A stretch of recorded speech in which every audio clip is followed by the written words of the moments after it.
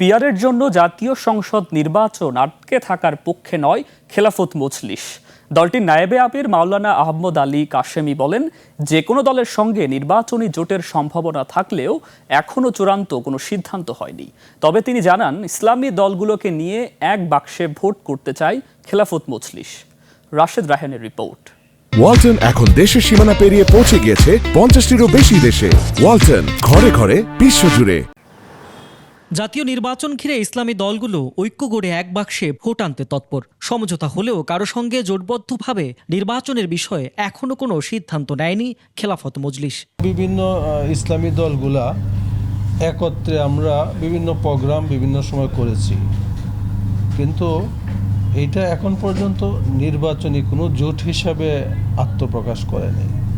আমরা মনে করি যে নির্বাচন যখন কাছে চলে আসলে আমাদের মধ্যে একটা চূড়ান্ত আলাপ আলোচনা হবে। বিএনপির সাথে এই জোট সংক্রান্ত বা নির্বাচনী কোনো সমঝোতার ব্যাপারে আমাদের সাথে আলাপ হয়নি। দলটির নায়েবে আমির বলেন, পিয়ার নিয়ে সংসদ নির্বাচন আটকে রাখার পক্ষে নয় তার দল।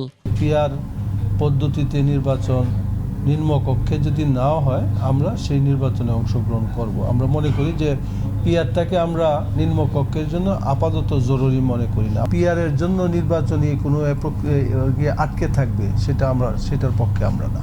জুলাই অভ্যুত্থানের নেতাদের সুরক্ষা নিয়ে শঙ্কার কথা জানিয়ে আগামী সংসদের আগেই জুলাই সনদের আইনি ভিত্তি দেওয়ার আহ্বান জানান মাওলানা আহমদ আলী কাশেমি।